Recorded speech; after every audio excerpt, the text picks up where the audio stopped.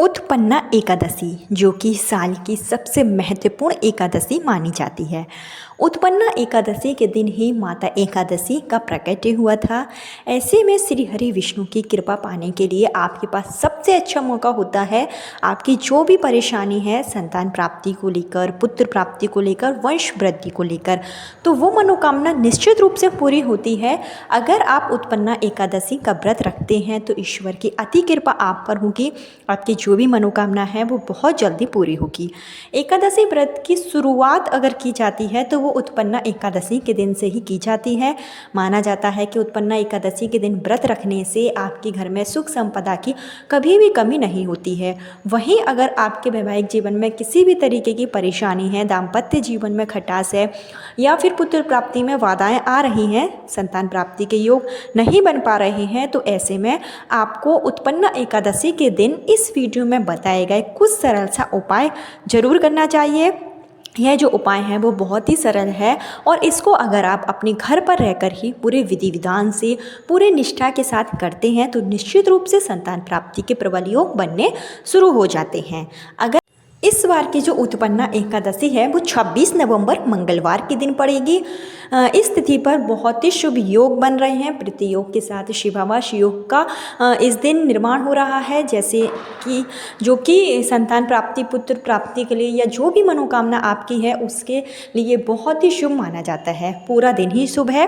26 नवंबर को एकादशी की तिथि की जो शुरुआत होगी वो सुबह 1:01 पर हो जाएगी और उत्पन्ना एकादशी तिथि का जो समापन होगा वो 27 तारीख को सुबह 3:47 पर होगा। ऐसे में उदय तिथि के अनुसार 26 नवंबर को उत्पन्ना एकादशी का पावन पर्व मनाया जाएगा।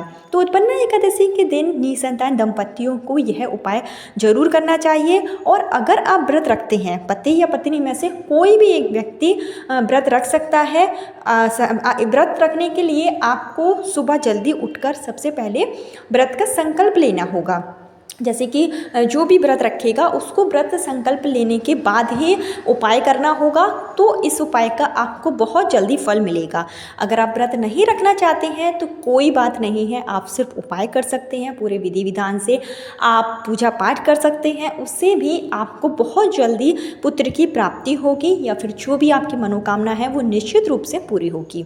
तो किस तरीके से आप उपाय करेंगे और क्या चीज़ों की आपको इसमें आवश्यकता होगी, संपूर्ण जानकारी आपको इस वीडियो में दी जाएगी। लेकिन आगे वीडियो शुरू करने से पहले हमेशा की तरह आपसे मेरा निवेदन है कि अगर अभी तक आपने मेरा चैनल धर्म ज्ञान इंडिया को सब्सक्राइब नहीं किया है तो चैनल को सब्सक्राइब जरूर कर लीजिए।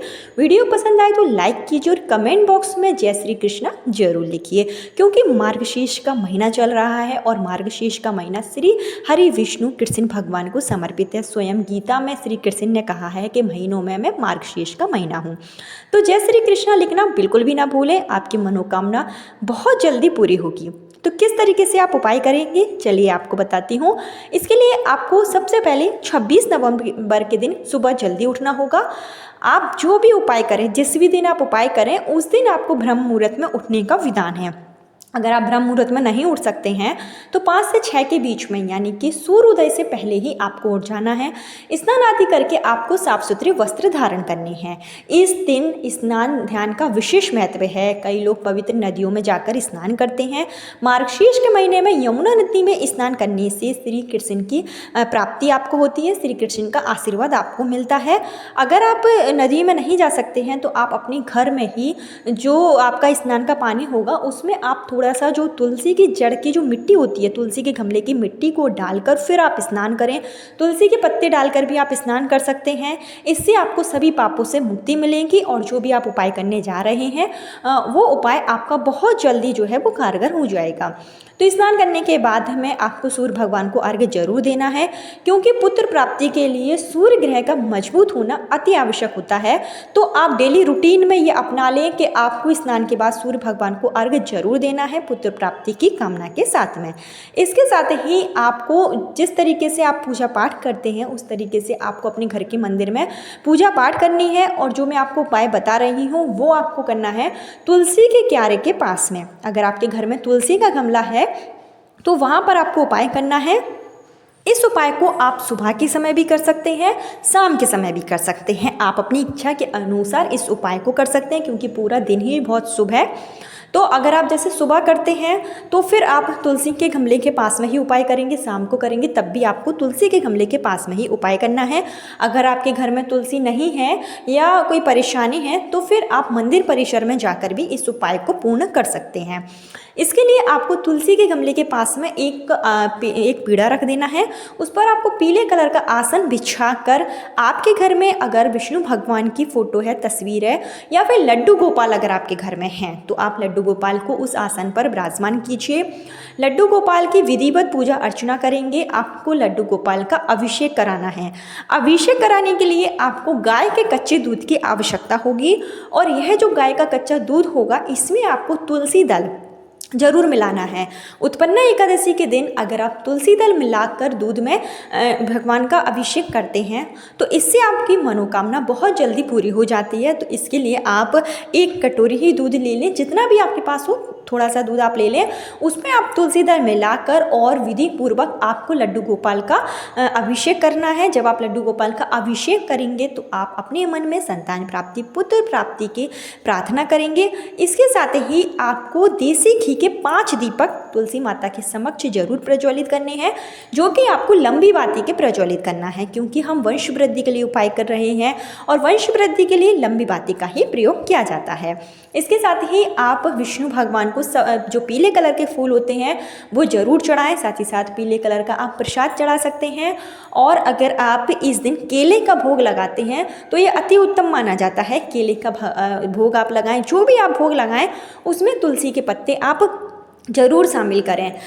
एक बात का विशेष ध्यान रखें कि आप तुलसी की पूजा तो करेंगे, लेकिन आपको तुलसी के गमले में जल नहीं डालना है। कई जगहों पर ऐसा विधान होता है कि एकादशी के दिन माता तुलसी जो है निर्जल व्रत रखती हैं श्री हरि विष्णु के लिए, तो तुलसी के गमले में जल नहीं डाला जाता है।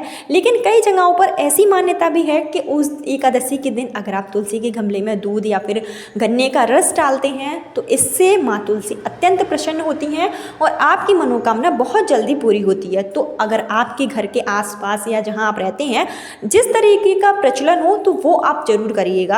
अगर आप तुलसी के गमले में गन्ने का रस डालते हैं तो आप जरूर डालिएगा, कोई उसमें बुराई नहीं है। लेकिन अगर आप नहीं डालते हैं, आपके घर के आसपास ये विधान नहीं है, तो फिर आप एकादशी के दिन जल भी मत डालिएगा। सिर्फ आप विधि विधान से तुलसी माता की पूजा अर्चना करें। 16 श्रृंगार की चीज़ें आप तुलसी के गमले में जरूर चढ़ाएं। इसके साथ ही तुलसी माता को आप एक लाल कलर की चुन्नी चढ़ा सकते हैं। अपनी मनोकामना बोलते हुए लाल कलावा जो मौली का धागा आता है वो आप तुलसी माता को बांध सकते हैं। इसके साथ ही जो आपको विशेष उपाय करना है वो यह है कि आपको लेना है एक बांसुरी। बांसुरी आप कोई भी ले सकते हैं। लकड़ी की जो बांसुरी आती है वो भी ले सकते हैं, धातु की कोई बांसुरी आती है वो भी आप ले सकते हैं। अपने सामर्थ्य के अनुसार आप एक बांसुरी लें और उस बांसुरी में आपको जो चीनी होती है, शक्कर जो, वो आपको भर लेना है। और यह बांसुरी आपको लड्डू गोपाल को, जब आप पूजा अर्चना कर लें तो आपको पूजा के दौरान ही यह बांसुरी अपनी मनोकामना बोलते हुए लड्डू गोपाल को चढ़ानी है आपको। और लड्डू गोपाल के सामने संतान गोपाल मंत्र का आप जाप कर सकते हैं पुत्र प्राप्ति के लिए। नहीं तो ओम श्री कृष्णाय नमः, ओम वैष्णव नमः, या फिर ओम नमो भगवते नारायण, ओम नमो भगवते वासुदेवाय नमः, इस मंत्र का आप जाप जरूर करें। आप 1100 बार अगर ओम नमो भगवते वासुदेवाय नमः मंत्र का जाप करते हैं तो आपकी जो भी मनोकामना होती है एकादशी के दिन वो निश्चित रूप से पूरी हो जाती है। साथ ही साथ जो आपने बांसुरी चढ़ाई है विष्णु भगवान को, उसको आपको अगले दिन उसमें जो आपने चीनी भरी है वो आपको प्रसाद के रूप में अगले दिन जो छोटी छोटी घर में बालक हैं उनको आपको दे देना है प्रसाद के रूप में। लेकिन उस दिन यानी कि 24 घंटे तक आपको बांसुरी से छेड़खानी नहीं करनी है। वैसे ही बांसुरी जहाँ आपने चढ़ाई है वहाँ रखे रहने देना है। आपको विष्णु भगवान का जाप करना है। लड्डू गोपाल से पुत्र प्राप्ति, संतान प्राप्ति के लिए आपको प्रार्थना करनी है। और अगले दिन आपको यह जो आपने चीनी इसमें भरी है इसको आप प्रसाद के रूप में बांट सकते हैं। इसके साथ ही एकादशी के दिन दान पुण्य का विशेष महत्व है। उत्पन्ना एकादशी के दिन अगर आप छोटे छोटे बच्चों को टॉफ़ी, बिस्किट या फल, केले का फल कुछ भी अगर आप बांटते हैं और उनका आशीर्वाद लेते हैं तो पुत्र प्राप्ति के प्रबल योग बनने शुरू हो जाते हैं। उत्पन्ना एकादशी का दिन बहुत ही पावन दिन है, तो आप इस वीडियो में बताया गया यह उपाय जरूर करें। मार्गशीर्ष के महीने में एकादशी पड़ रही है और मार्गशीर्ष का महीना श्री कृष्ण को समर्पित है और जो एकादशी है वो भी श्री कृष्ण विष्णु भगवान को समर्पित है, तो ऐसे में यह दिन और भी शुभ माना जाता है। तो आप उत्पन्ना एकादशी 26 नवंबर के दिन व्रत रख सकते हैं, तो व्रत जरूर रखिए, नहीं तो आप उपाय जरूर कीजिए, पूरे विश्वास और श्रद्धा के साथ कीजिए।